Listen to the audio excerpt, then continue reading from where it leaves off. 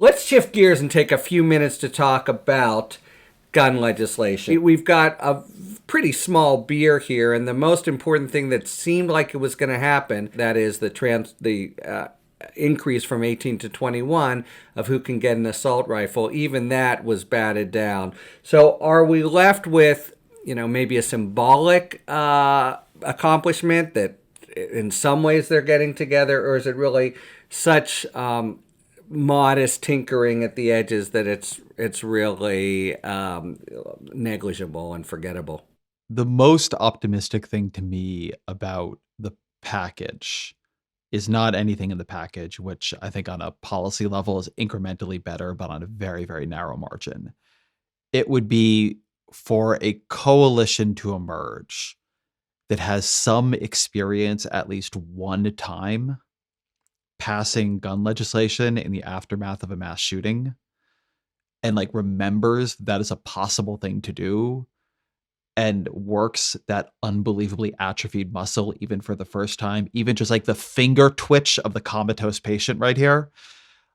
I think there is some, like, in the long sweep of things, because it is unfortunately not the last time we're going to have a gun tragedy in this country. I think that kind of thing could matter a little bit, right? Such it then, again, like, God forbid, but predictably, given our policy, the next time some of these same people are like, we did something and it clearly wasn't enough. So it's not so much about this one to me as about the refashioning of some idea that it is possible to pass national gun control legislation. And some of the people remember how it is that you do it. And that could, could matter over time. But all the qualifiers and catches in my statement there, you can kind of see how pathetic the boundaries in which we're operating really are. I hate to do anything to puncture the least bit of optimism on this topic, but I just know that was the least bit of optimism too. I know, technically. I know. It's like a sagging balloon anyway. You know that scene in Mary Poppins where they're all on the ceiling and like someone says something depressing? We weren't even anywhere near the ceiling, and I'm about to say something depressing, which is that it does seem noteworthy, though, that 4 of the 10 Republicans who are potentially on board for this deal don't have to run for re-election. We have twice as many guns per capita as the second country in the world, and 10 times as much as most other like Western democracies. Given that fact, are the state measures, with the ease with which guns can cross state lines, can that buoy us, halfway up toward the ceiling again, or do you really see that as not having much practical dent in the problem?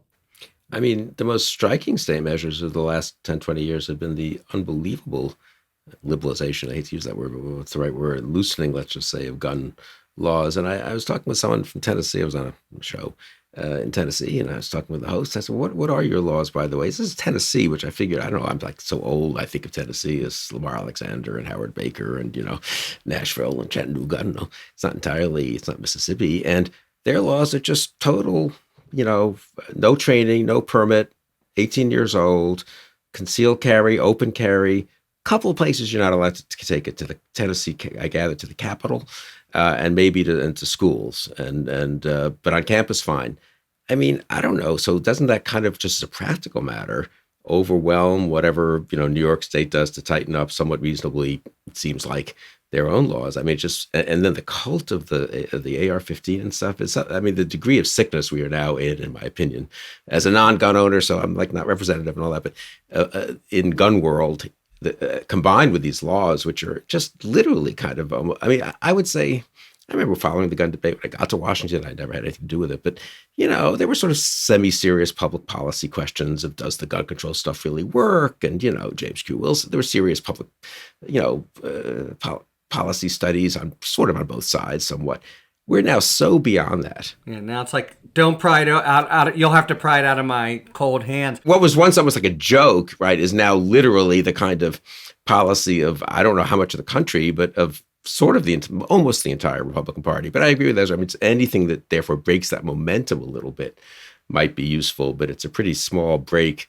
And is the court going to throw out, incidentally, the 100-year-old New York law? New York State has what would have struck a lot of people, like say me, as reasonable. You can get it. You can conceal it, but you may have to show some just cause that you can do it. And the court, I think, seems poised to say that is an undue burden, you might say, on the right of the Second Amendment to even have to show something. Then, that said Paul Clement, an argument, it's not a right. So, what do you think about the court's soon to come gloss on this? Well, I want to push back on the idea that the state and local gun safety laws don't matter, because they do matter. There's really good social science comparing, for example, my state of Connecticut, which really did tighten up restrictions after, our horrible Sandy Hook tragedy, compared to states like, I think this particular study is about Missouri, which loosened restrictions, like you were saying, Bill, and you see real differences, especially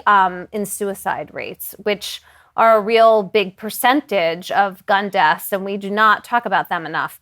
So there is something at stake in these state and local laws, and it does seem like the Supreme Court is really poised to make it much harder for states and localities to have these kinds of gun safety rules. And that is going to be a big deal. What is really going to matter is the extent of the court's ruling.